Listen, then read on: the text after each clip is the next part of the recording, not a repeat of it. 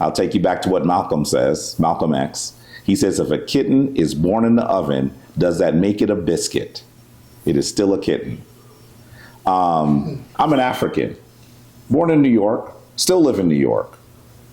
And I believe that the people who we would call Africans today develop some of the most amazing, high-tech, people-driven societies in the world. So I have to disagree with that. Everything you say, I don't, and I cannot believe that American blacks on this soil are African.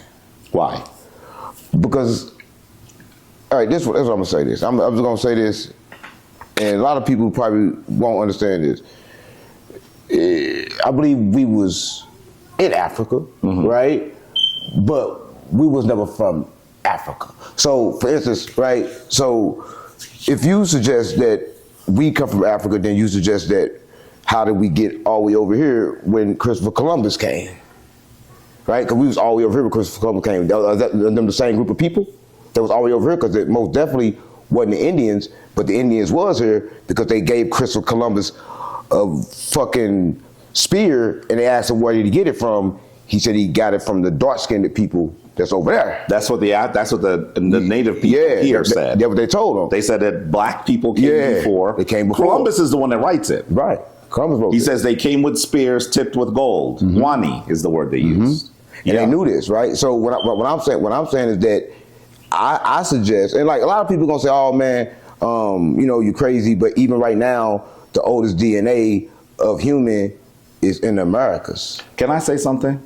You are giving sources. I mean, it's in America. He cited Columbus. That's a source, right? You might need to figure out exactly where he said it, but that's a source. I don't know what the fuck he said. You could figure that out. Google It's in. I will tell you right off the bat. It's in his journals. His journals describing his need to go on a second voyage. Also, the easier way to Jabari is ChatGPT. Ask the question. ChatGPT has issues. Pop up, but you can do research over it. Yes. I'm the research. I just found out now. You know, listen, you see, how many, whatever many years did he got of understanding and learning before he leave, I'll have it.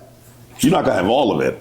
Right, I'm gonna have enough, and you go around you more. He's like a sponge, brother. He is a sponge. The more I be around him, the more. Yes. Then the more I know. And guess what? I'm gonna keep doing. Telling me to read. Yes. And I'm not. And listen, I'm gonna say to you, I'm not saying it's to the exclusion of what you're doing. What you're doing is profound. I'm not even saying that's bad, this is good. That'd be crazy if I was saying that. I see the brother that's sitting in front of me and how he's gotten on this journey. I'm saying this is supplemental.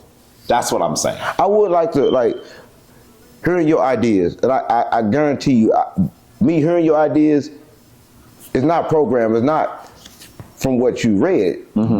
These are your ideas. Yeah. So you have a lot of ideas that's coming. That's part of it is a synthesis. Because as you read, a synthesis, I put it together. Oh, okay. It's like a gumbo. Okay. So that, you read, you live, you practice. I'm a practitioner as well. So some of what you're hearing is things that I've read. And some of what you've heard are things that I've, in my life, proven. It's a combination. Yes. Yeah, that's what I was just saying. It's a combination. Yeah. And to me, it's like, okay, cool. I can hear it. And I don't know. It's like a lot of people probably watching this, they probably never get a chance to get, in this presence of you and to actually feel the energy, right? But it's real and it's humble, but at the same time it's aggressive, right? But it's kind of hard to explain, right? Again, I'm gonna keep on saying it. Like sitting next to you is a lot of energy, and then you get a lot of information. Because sitting next to you right now, I'm getting a lot of thoughts that I never had previously, right? So I understand that you carry a lot of information because I'm able to. It's forming around me right now, right? I'm just keeping it real. You have some incredible ideas that I think are important. And I wasn't aware of you that much before sa.neter mentioned you. So I looked at some of your stuff and I was like, this brother is a seeker. He is on a journey that will be amazing. Once I read. No, it's not just reading. It's not just reading. What you're doing is amazing. I'm not trying to discount what you're doing. No, but I will because I know that yes. It's like, it's not that, okay, cool, I don't want to read, right. or I don't like to read, but to me it's like, okay, cool. What do you read? Because you read this book, it's going to tell you one thing, and then you're going to read the book by the same author, it's going to tell you the opposite. So I just try to protect my mind. So I think going around you, I know who I'm talking to. But right? you still have to read some things that disagree with you. Of course. Again, it's healthy. Again, of course, I love things that disagree with me because I'm not a problem. But I'm not speaking about things that disagree with me. I'm speaking about things that want to try to, like, for instance, you take you on another journey. You got Christianity. You got, we talk about that. You got so many different books, so many different belief structures. Right. And it cloud the mind. It can. Right? And I just don't want to have my mind clouded. It can. Because like even right now, I believe that it don't matter how intelligent or how aware I am. If I go back to the environment where I came from, give it a few months, I'm going to be back the same. Right. Because it's the frequency of the vibration of where I go. So I got to protect myself, But even from people I love. The person that you've developed into will read some things and say, this feeds my soul, this feeds my intellect. And you read some other things that say, this don't do nothing for me. That's how I feel. But that's normal. That's normal. That's how I feel. That's normal. It's helpful to sometimes have an understanding of what you might start reading, and then you go into your own direction as to what your great interest is. Yeah, if I could speak, like you steady do, because like a lot of people, like, since I sit down with a pastor, he speak, I'm not going to hear nothing but the Bible. Shut the fuck up. Because everything I hear, I'm hearing another man's idea. That's right. I'm never going to hear your take. Right? Sitting next to you, I don't hear that. So books have not influenced your way of thinking. Mm-hmm. It helped it. But they're not exclusive, no. But it haven't influenced it in a way to where it boxed it. Like one thing I say about information, like if you go to school right now, they're going to say, these the answers, they're going to give you A, B, C, or D. But the answer can be way more than A, B, C, or D. But that's correct. They only give you that choice. That's correct. That's correct. So that's what I'm saying. So you know what they even say now? They know that that's the case, what you're saying. They'll say, what's the best answer? In other words, you might have a better answer, but you have A, B, C, and D. Which one is the best answer? And so, and even as a professor, I'm going to tell you, sometimes my students even challenge me on some of the answers. If someone gives me a really good reason that the answer that I wasn't looking for is the answer, I will give them that point. Right. Because what I'm trying to do is I'm trying to foster their intellectual fervor. I want them to be able to read something and contend with it, fight with it, make sense of it, decide that some things don't make sense, and then come up with their own synthesis again of all of the information they have. That's in the classroom. In the shrine, we read a lot, but you'll hear me say that the people in my shrine are practitioners. We are people who have to work on something. Notice when I first sat down, the first thing I asked you about is your altar. Do you call this an altar? A lot of people do when they come. What they say is an altar. Did you realize you created an altar? I don't know what I be creating. I don't know. Like, honestly, I don't know what I create. This is an altar. That's because that's the spirit of the end. This is the practice. He's practicing, and there are people who have been on this journey thousands of years earlier. I just said, it's the spirit of the end. That's right. Speaking through him. Precisely. Look at me. When I got my name, sa.neter, I didn't know sa.neter was written in the metal netter. Yeah. I'm thinking I made this up. I'm watching the video and I see the teacher talking about Sa, and Sa representing the sun or what, protection? And then I see an hour later, he started talking about netter. This was years ago. This is how I put my name together, because I'm watching this tape of this brother going in. Then he started talking about the netter system and God and nature and stuff like that. And I was like, damn, I didn't figure it out yet. Until the movie is over. Something spoke to you. And then I said, you know what? That's me. Netter. Yep. And I put it together. Nobody else got that name. A lot of people got Tahuti. Yeah. Patar. Yep. All of that. So I put Tahuti right here. Look, Tahuti right there. Yeah, but look, I think I'm making my name up. Tahuti. It's already in the Greek stone, Jabari. Yeah. It's in stone. Now, you know what? My name is sa.neter. That's the I saw an ancestor. ancestor with the name sa.neter. Oh yeah. One day you're going to come with me to Kemet, Okay. and I'm going to show it to you. Yes. Wow. Yes. It was in a place I was not supposed to be taking pictures. I was taking pictures. What's the, That's where And I got caught. In Egypt, Yeah, I got caught. Yeah. what's the purpose of I was WAS? supposed to interview him. A was. WAS. Was is protection. See, that's Was weird. is protection. See, that's weird. See, that's what I'm saying. And WAS, it ain't here, but Yeah, it is. I go Here's- ground. It's right here. Where is it? Is that This too? the was right here. Can I tell you something crazy?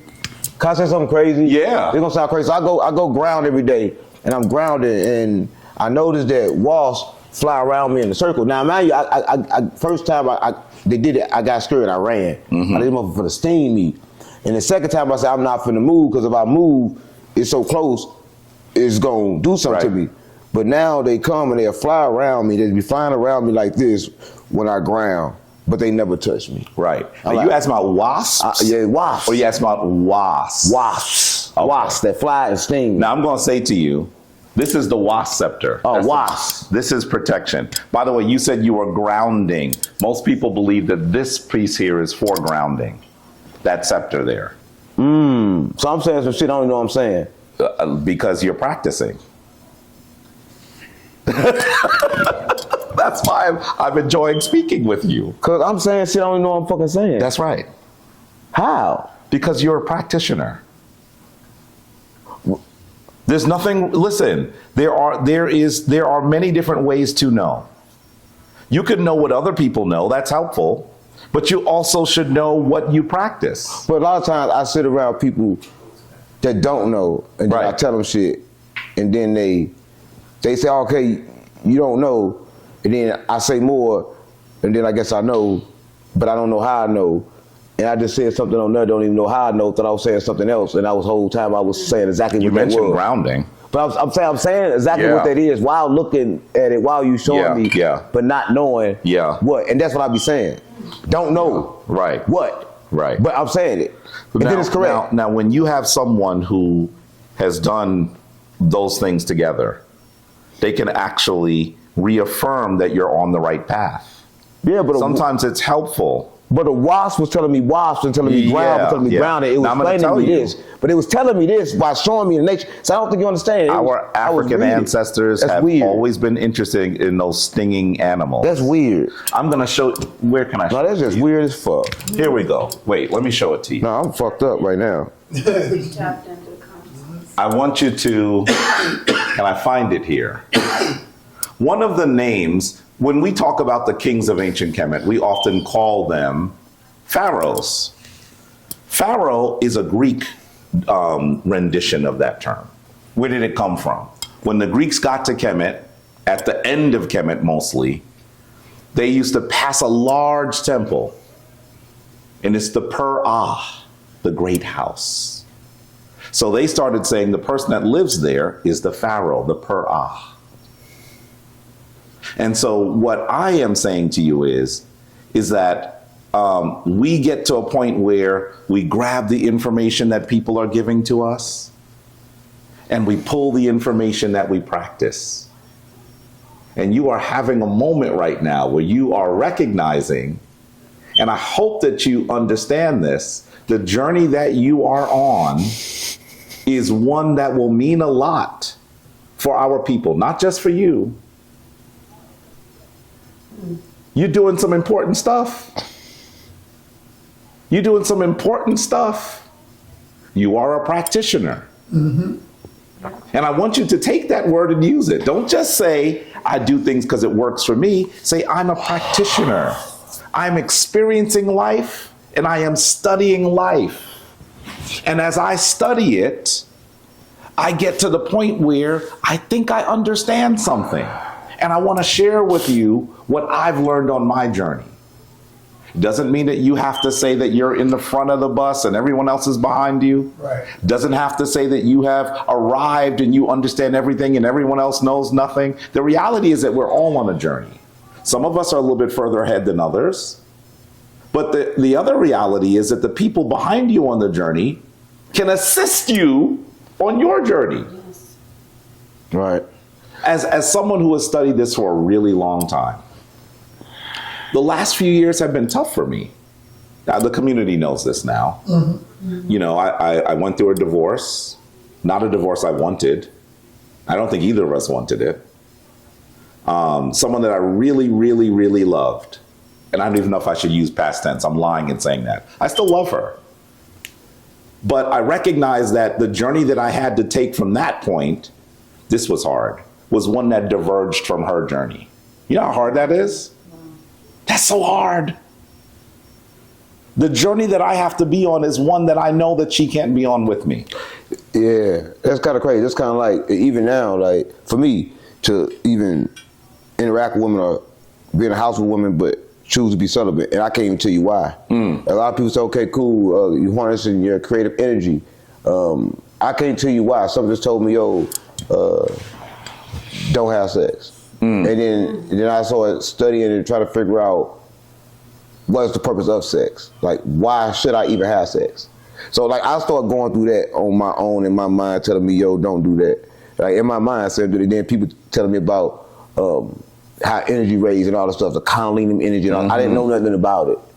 I didn't know until after I experienced. You know what I'm saying? So it was like, for me, it's always something telling me, yo.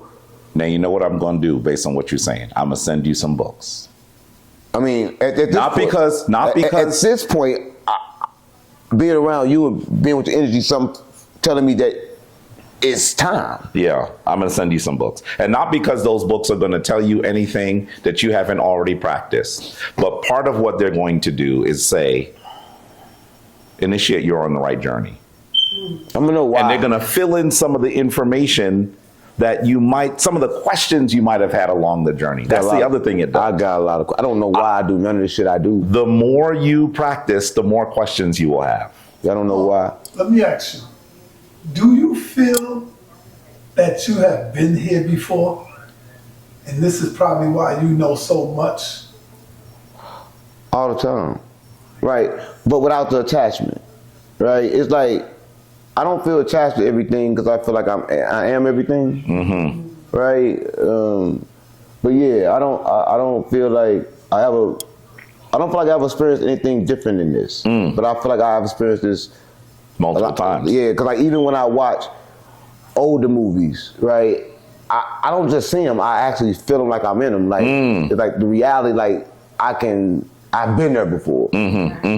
That's how I feel even when I watch older movies. Right. Deja vu. Yeah, I feel like I'm in the movie.